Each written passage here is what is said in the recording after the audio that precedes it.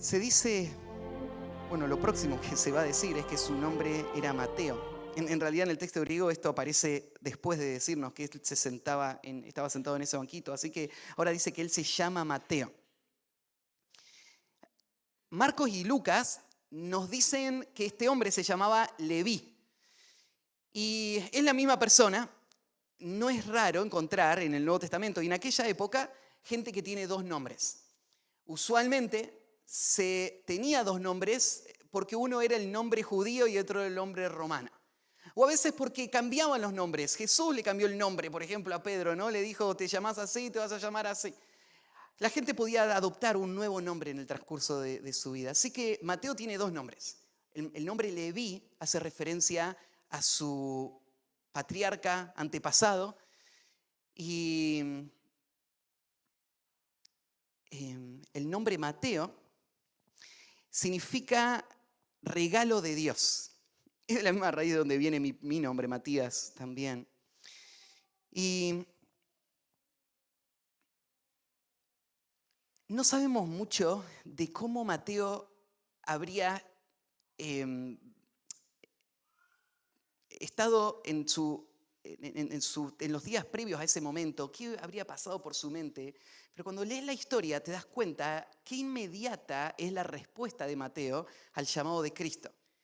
Y eso nos hace pensar que Mateo habría estado ya luchando en su mente con esto de ¿qué hago con Jesús?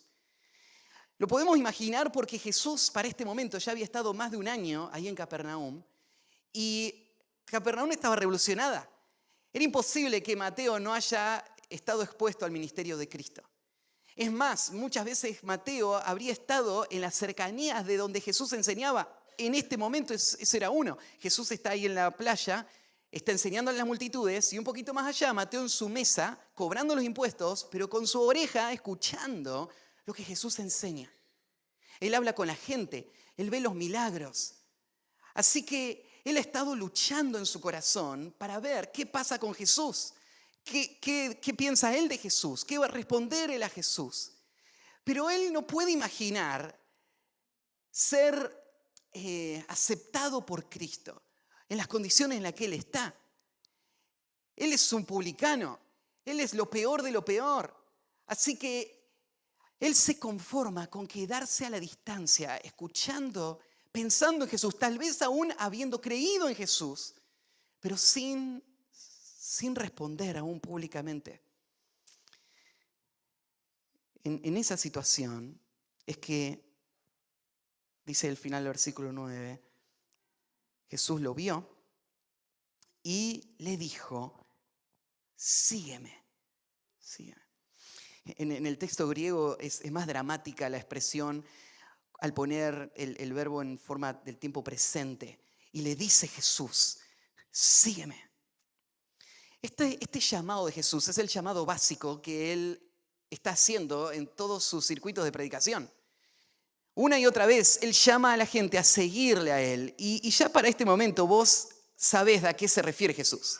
¿Se acuerdan cuando hizo Mateo la otra pausa, ahí en el capítulo 8, el versículo 19-22? Él habló de esto, de seguirle a él.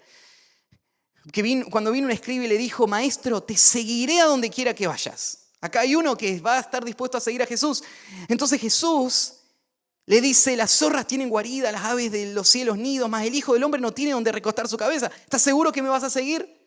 Mira que seguirme significa abandonarlo todo y no tener nada. Yo no tengo nada, así que no te prometo nada. Seguime. Pero tenés que calcular el precio de seguirme.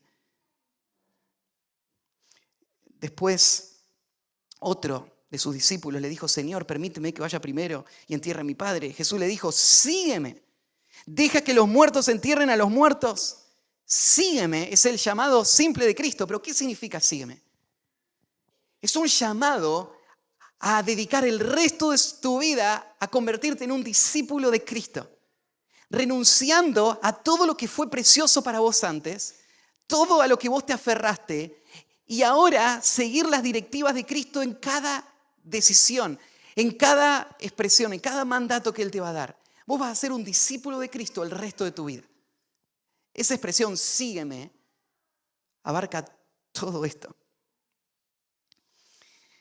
Claro, seguir a Cristo, entonces, ahora esta expresión que Jesús está usando va a implicar un cambio radical. No es simplemente asentir y decir, sí, yo sé que vos sos el rey, sino que ahora es una decisión de abandonar todo y someterte a Cristo como el Señor de tu vida. Vos vas a seguirlo a Él. Es una decisión radical. Ahora, claro que seguir a Cristo no implica solamente una gran pérdida. Más bien, todo eso que se va a dejar no es nada comparado con todo lo que Cristo va a dar a todos los que le sigan a Él. Más adelante, Mateo en el capítulo 19, versículo 27 al 29, va a relatar cómo los que siguieron a Cristo van a ser recompensados por Cristo. Mateo 19, 27 dice así: entonces respondiendo Pedro le dijo, he aquí, nosotros lo hemos dejado todo y te hemos seguido. ¿Qué pues tendremos? Jesús les dijo, de cierto os digo que en la regeneración, cuando el Hijo del Hombre se siente en el trono de su gloria, vosotros que me habéis seguido, también os sentaréis en 12 tronos para juzgar a las 12 tribus de Israel. Y cualquiera que haya dejado casas, o hermanos, o hermanas, o padre, o madre, o mujer, o hijos, o tierras, por mi nombre, recibirá 100 veces más y heredará la vida eterna. No hay nadie que haya decidido seguir a Cristo que haya hecho jamás un mal negocio. Porque va a recibir, dice Cristo, 100 veces más. Todo lo que vos puedas dejar en esta vida por convertirte en un discípulo de Cristo no es nada comparado con todo lo que Cristo promete a los que le sigan. Así que Mateo ahora es confrontado con esta decisión. Jesús se para frente a esa mesa y le dice, sígueme. Y Mateo va a responder y lo relata de esta manera, de una manera tan simple y directa. Y se levantó y le siguió. Lucas agrega, y dejándolo todo, se levantó y le siguió. Ese día Mateo va a dejar todo atrás. Él estaba en el mismo momento en el que estaba practicando el pecado y viviendo para sus propios intereses. Este lugar que él tenía es un lugar de gran oportunidad, porque esto era la fuente de grandes riquezas. Esto era la base de su seguridad, de su futuro.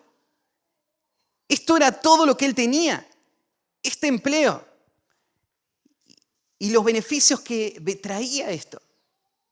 Fíjate que Mateo, cuando Jesús le dice, sígueme, no se pone a evaluar y no decide, bueno, Jesús, déjame acomodar algunas cosas.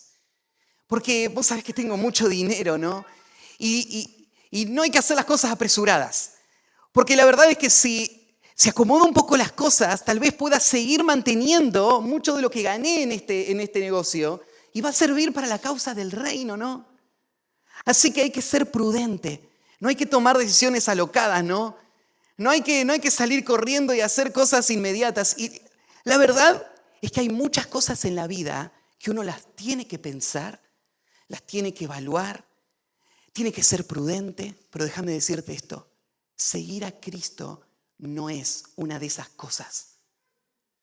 Seguir a Cristo no es una de las cosas que tenés que parar y tomarte el tiempo de acomodar todo hasta que esté alineado y manteniendo tus intereses, puedas entonces responder a Cristo sin poner en riesgo las cosas que has logrado o que querés aún lograr. Seguir a Cristo es una de esas cosas que se hacen de forma inmediata. En respuesta al llamado del Señor, sígueme. Y en ese momento, Mateo lo entiende. Y entonces se para de donde está y sale atrás de Jesús. No le importa dejar todo atrás. No me importa quién va a tomar esta posición. No me importa lo que otros piensen, lo que quieran hacerme. Jesús me está llamando y voy a seguirle. La respuesta de Mateo demuestra un principio muy básico en cuanto a lo que es la conversión. Porque vos te das cuenta lo paralelos que son estas dos ideas. Jesús le dijo, sígueme, y entonces él, levantándose, la idea ahí en español dice, y se levantó y le siguió. En griego no son dos cosas, sino que lo dice así, y levantándose le siguió. Lucas dice, y dejando todo le siguió. O sea, la acción está en seguir. Levantándose es la situación o la manera en la que cumple la acción. Entonces, podríamos verlo de esta manera. Nadie puede seguir a Cristo si primero no se levanta. No se puede seguir a Cristo si no dejas todo. Entonces, Mateo dejó todo y obedeció el llamado de Cristo. Cristo le dio una orden, no fue una invitación, fue un imperativo, sígueme, y Mateo le obedeció. Y el principio que es central ahí del Evangelio es el concepto de la obediencia. La obediencia es la marca característica de la conversión. Muchos textos en el Nuevo Testamento nos muestran que esto es lo que marcó la transición o el cambio de haber estado perdido a ahora estar en Cristo. Te voy a leer algunos. Ahí, por ejemplo, en Romanos 6:17 dice que aunque erais esclavos del pecado, habéis obedecido de corazón a aquella forma de doctrina a la cual fuisteis entregados. Responder al mensaje del Evangelio es un acto de obediencia. Es Dios dándome una orden diciendo, arrepiéntanse y síganme. Y es vos, en vez de seguir en rebeldía, ignorando a Dios y viviendo para tus propios deseos, vos inclinándote delante de Dios y obedeciendo. Y a estos que obedecieron, mirá otros textos. Ahí en Hebreos 5:9 dice, y habiendo sido perfeccionados, vino a ser autor de eterna salvación para todos los que le obedecen. En Hebreos 5:9 dice que Él es el Salvador de todos los que le obedecen. Esta obediencia que comenzó ese día, ahora se va a prolongar el resto de su vida. Primera de Pedro 1:2 nos dice también que fuimos elegidos, de acuerdo a la presencia de Dios, para obedecer y ser rociados con la sangre. Esta obediencia característica del creyente es el fruto de un diseño eterno, de un plan soberano. Pedro lo llama una elección particular. Fuimos elegidos para obedecer. Esto es lo que pasó con Mateo. Mateo es uno de esos que fue elegido para obedecer. Mateo es uno de los que escuchó la orden de Cristo, sígueme, y no fue como el joven rico que se entristeció porque tenía muchas riquezas y rechazó al Señor, sino que obedeció. Levantándose, le siguió. Entonces, Jesús llama a los pecadores, demandando una decisión radical. La historia de Mateo es un testimonio de esto. En segundo lugar, Jesús llama a los pecadores asociándose de una manera personal. Asociándose de una manera personal. Todo esto fue una gran sorpresa para los fariseos.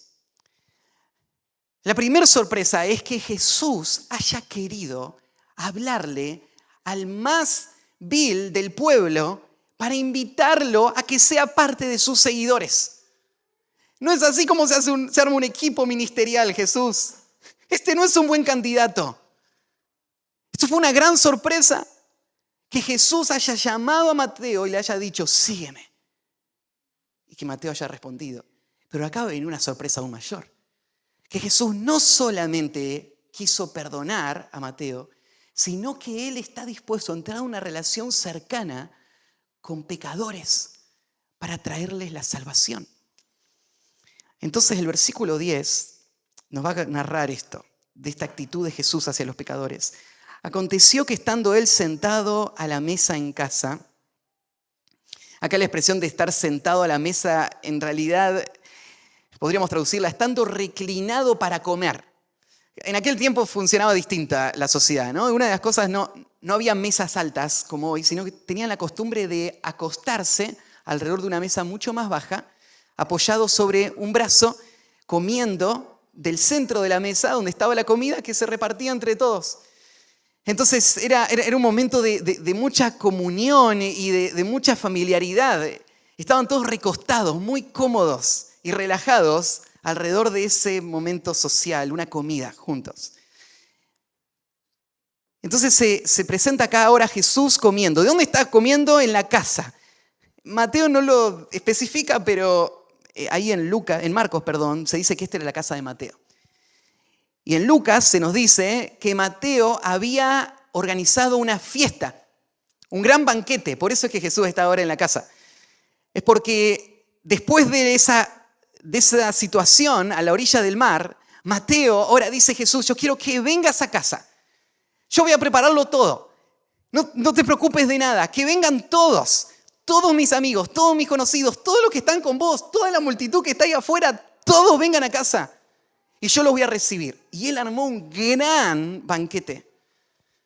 Jesús entonces ahora está ahí en la casa de Mateo. Esto también te dice algo en cuanto a las riquezas de Mateo. Es una casa muy grande la de Mateo. Hay mucha gente ahí reunida. Están todos ahí en el momento. Mateo abre toda su casa, ahora ya no le importa nada. Él dejó todo, ahora está siguiendo a Cristo.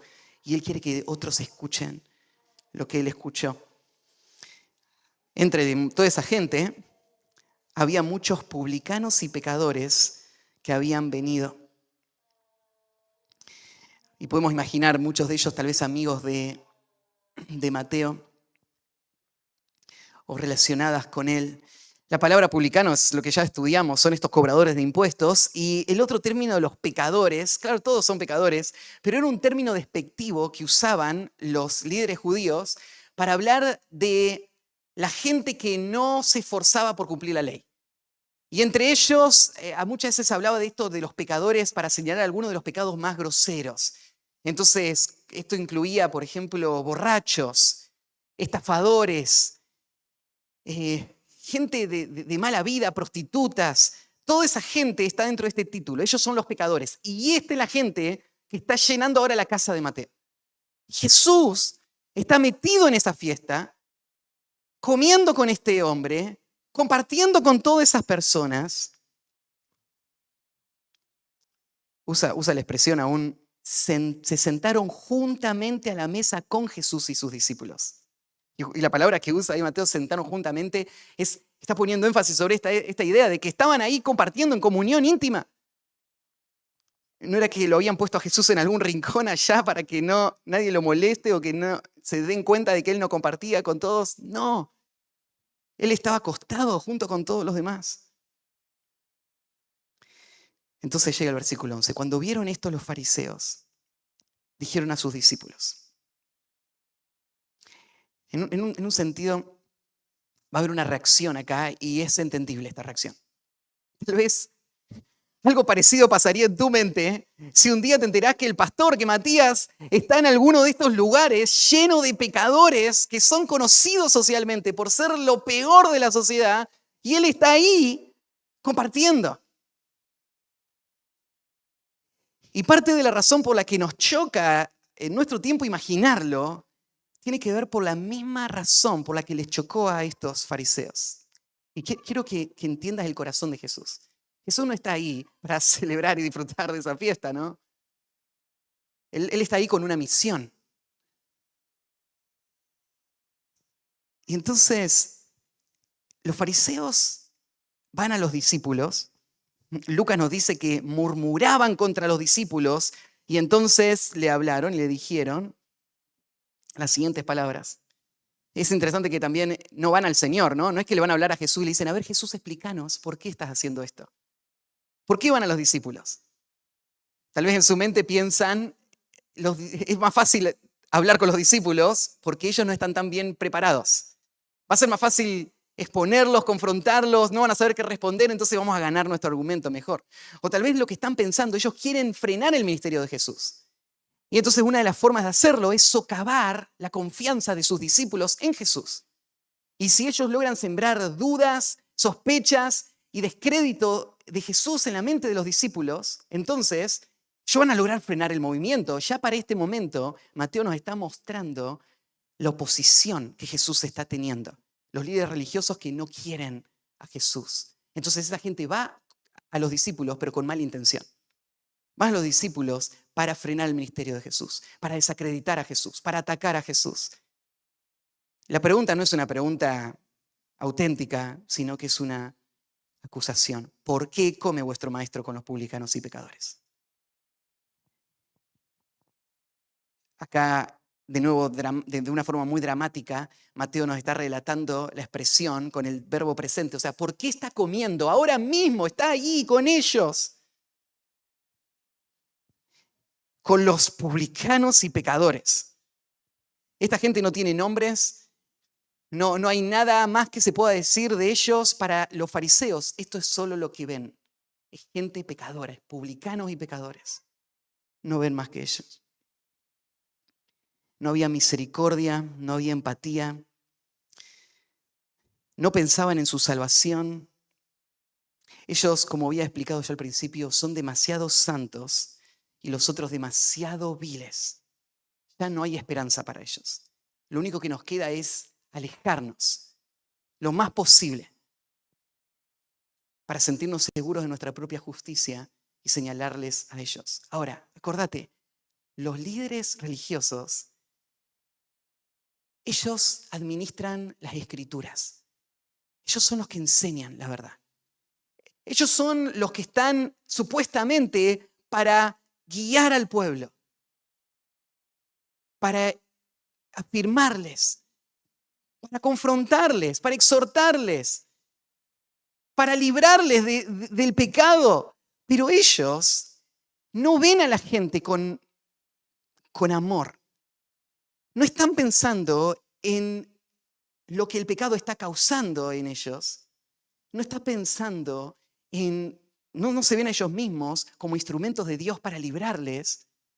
Ellos solamente ven esto como una oportunidad para marcar esa distancia. Ellos son los pecadores y nosotros los justos. Jesús no fue así. El ministerio de Jesús, en esta ocasión por primera vez, pero después muchas veces, se va a ver de esta manera. Él está con los pecadores. Es más, Él se ganó este apodo o este reconocimiento en Mateo 11, 19, Jesús dice que vino el Hijo del Hombre que come y bebe y dicen, he aquí un hombre comilón y bebedor de vino, amigo de publicanos y pecadores. Pero la sabiduría es justificada por sus hijos. Jesús dice, esto es lo que ustedes dicen de mí, ¿no? Dice que yo soy amigo de los publicanos y pecadores. Lo decían porque Jesús estaba con ellos, donde ellos estaban, compartiendo con ellos. ¿Por qué Jesús estaba con los publicanos y pecadores? Recién acabamos de ver esta asociación personal que él tuvo. Pero ahora déjenme ir al tercer punto. Jesús llama a los pecadores, dijimos, demandando una decisión radical, asociándose de una manera personal. Y en tercer lugar, buscándolos en una forma intencional. Él llama a los pecadores buscándolos en una forma intencional. Ahora Jesús va a responder a estos ataques. No le hablaron a él, pero él escuchó la conversación. Los discípulos no respondieron nada. No sabemos por qué no hayan respondido. Tal vez los discípulos no sabían explicar por qué. Porque ellos también estaban sorprendidos y confundidos. Nunca habían visto un maestro hacer esto. Y no sabían cómo unir en su mente esto. Porque ellos no tienen duda de la santidad de Dios. No tienen duda del celo de Dios por la santidad.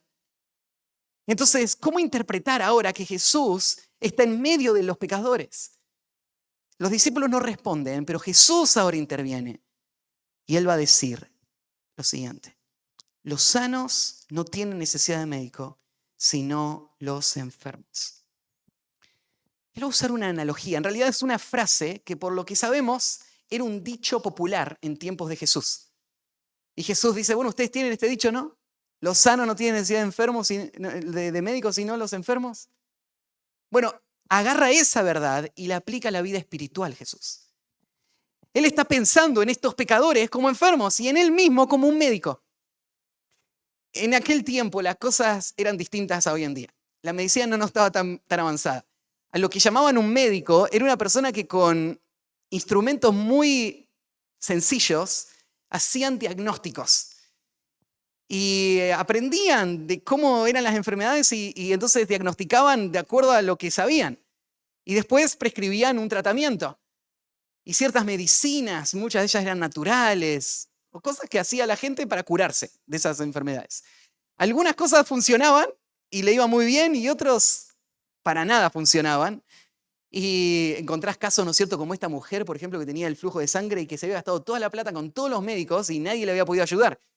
Y no porque en ese tiempo la medicina no tenía las herramientas para hacerlo y porque había muchos chantas, ¿no?, que se hacían pasar por médicos y le daban cosas a la gente que no le ayudaba en nada, pero le sacaban la plata a la gente que estaba desesperada.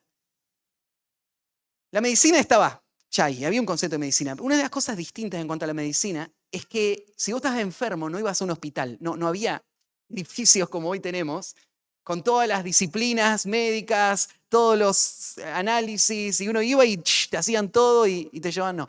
El médico era la persona que venía a tu casa atenderte con lo que podía traer. Él no tenía muchas herramientas, te diagnosticaba, te daba lo que tenías que hacer y te ayudaba. Entonces el médico, acordate, es la persona que va a la casa de los enfermos. No está sentado en su consultorio atrás de una computadora a 5 metros de distancia mirando todo lo que dice el análisis y prescribiéndote y diciéndote, ¿no es cierto?, lo que tenés y qué tenés que hacer. Él es como un amigo, el médico, ¿no? Es una persona que vino a tu casa, te analizó, te escuchó, te evaluó, viene una y otra vez para acompañarte en ese desarrollo. Eran otros tiempos. Así que Jesús está pensando en ese cuadro. Él está pensando en un médico. Entonces, en un sentido, Jesús le está diciendo, ¿pero qué esperan que haga, no? Si ustedes entienden lo que es el pecado, porque evidentemente lo entienden, ¿no? Ustedes dicen, ellos son los pecadores. No. Si vos entendés que tienen pecado estas personas, deberían ser las personas ustedes más dispuestas a salir y ayudar al que tiene la enfermedad, ¿no? Ustedes son los médicos, ¿no? O sea, ustedes pueden diagnosticar muy bien, pero ¿qué clase de médico es el que no va a la casa a ayudar a la persona con su enfermedad? No hay médicos así. Entonces Jesús dice, si hay enfermos, se necesitan médicos que vayan y estén con los enfermos para ayudarles a lidiar con el pecado.